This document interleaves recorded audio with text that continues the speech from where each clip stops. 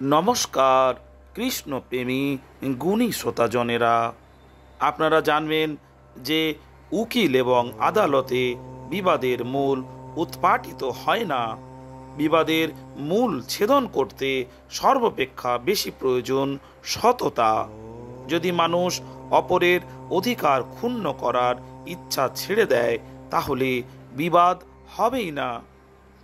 ভগবানের ভালোবাসা পাওয়াই মনুষ্য জীবনের প্রধান উদ্দেশ্য, এই কথাটি মনে রাখা দরকার।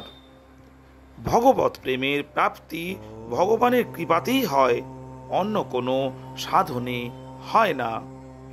সাধনার জন্য অহংকার করো না। ভগবানের আদেশ অনুসারে ভগবানের উদ্দেশ্যে প্রাণপণে সাধন ভজন করতে থাকো, কিন্তু নিজের হৃদয়ে সাধনার অহংকার সৃষ্টি হতে দিও না। ভগবানের ওপর দৃঢ় বিশ্বাস রাখো। তোমার অন্তরে ভগবানের ওপর বিশ্বাস যত বেশি হবে, তুমি ততই ভগবানের দিকে এগিয়ে যাবে। প্রকৃত ভক্তের একমাত্র বল ভগবানের ওপর ভরসা। ভক্তরা সম্পূর্ণ নির্ভরতার সঙ্গে ভগবানের আশ্রিত হয়ে কেবল ভগবত চিন্তায় নিমগ্ন থাকেন। ভরসা যতই বাড়বে ততই ভগবত কৃপার দর্শন প্রত্যক্ষ হবে।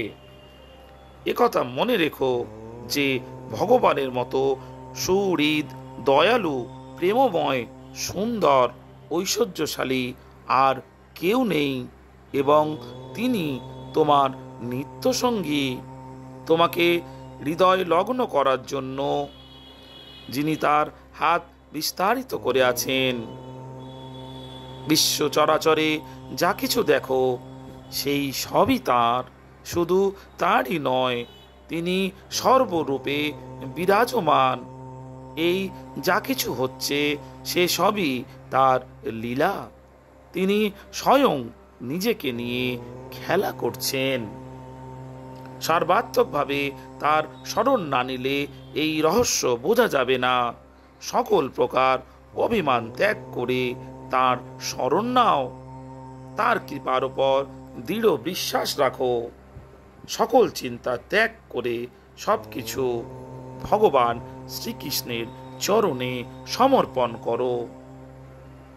শ্রোতাজনেরা, যদি আপনাদের কৃষ্ণ কথা ভালো লাগে তবে এই চ্যানেলটিকে সাবস্ক্রাইব ও শেয়ার করতে ভুলবেন না।